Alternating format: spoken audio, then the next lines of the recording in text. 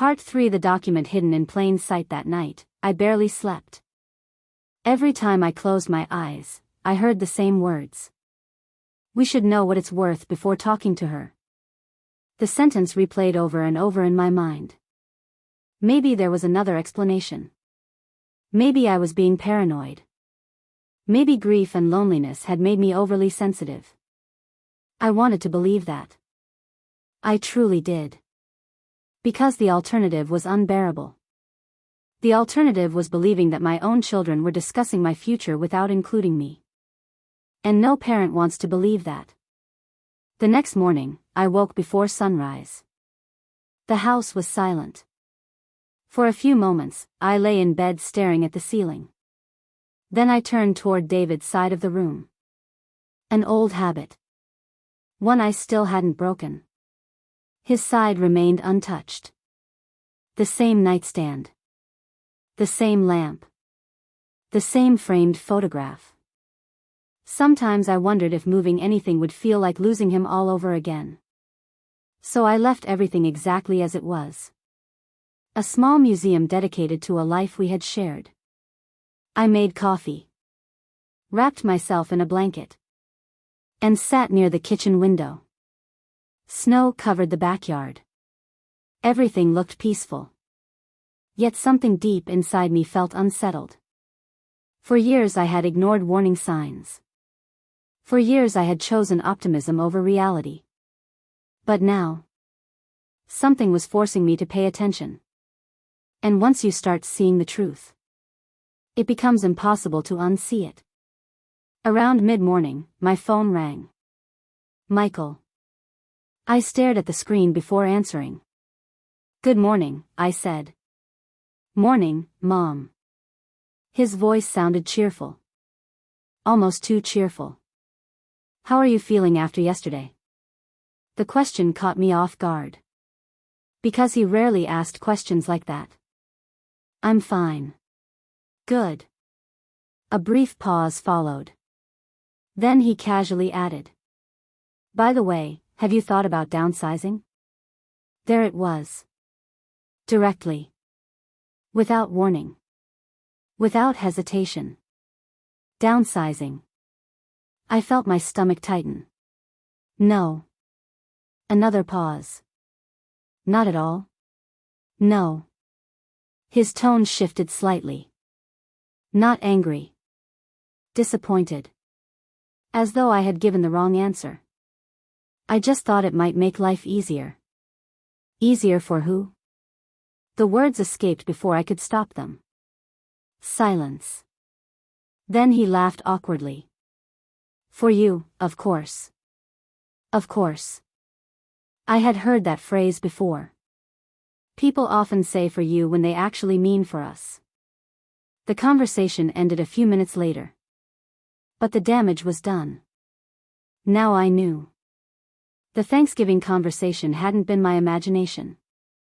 Something was happening. And both of my children were involved. The question was, how far had they already gone?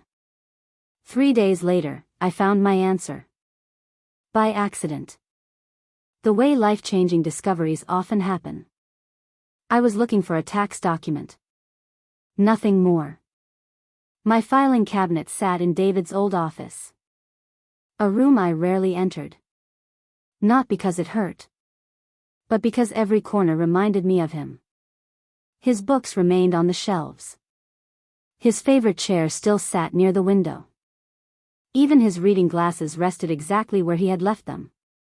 As though he might return at any moment. I opened the cabinet drawer. Pulled out several folders. And began searching. Then something unusual caught my attention. A manila envelope. Tucked between 2 files. One I didn't recognize. That was strange. I knew every document in that cabinet. David and I had organized everything together. Nothing appeared there by accident. I picked up the envelope. No label. No handwriting. Nothing. Just a plain envelope. For a moment I almost put it back. Then curiosity took over. I opened it. And everything changed. Inside was a property assessment report. For my house. My house. A detailed valuation completed just 6 weeks earlier. I stared at the date. Then read it again. 6 weeks. I hadn't requested an appraisal. I hadn't hired anyone. I hadn't signed anything. So who had? My hands began shaking. I flipped through the pages. Market value. Comparable sales. Property analysis. Estimated selling price. Everything. Someone had paid for a professional evaluation of my home. Without my knowledge. Without my permission. Without telling me. Then I saw another page. Attached behind the report. And suddenly my blood ran cold. A handwritten note. Only 3 lines. 3 simple lines. Yet they revealed everything. Potential sale value exceeds expectations. Discuss options after holidays. Need mom comfortable with transition. Mom. Not homeowner. Not client. Mom. Me. There was no misunderstanding. No innocent explanation. No confusion. The note was about me. And someone had hidden it inside my own house. I sank into David's chair. Unable to breathe properly. Unable to process what I was seeing. Because this wasn't a conversation anymore. It wasn't speculation. It wasn't suspicion. It was evidence. Real evidence. Someone had already begun making plans. Plans involving my home. Plans involving my future. Plans involving me. Without me. For nearly an hour I sat there. Reading the same pages repeatedly. Searching for another explanation. Any explanation. But every road led to the same conclusion. Jennifer. Michael. Or both. Had commissioned the report. Had reviewed it. Had discussed it. And had hidden it. The realization hurt more than I can describe. Not because of the house. A house is just wood and bricks. What hurt was the betrayal. The secrecy. The assumption that I wouldn't notice. The assumption that my opinion didn't matter. Then another memory surfaced. A conversation from months earlier. Jennifer had visited unexpectedly. She spent nearly an hour asking questions.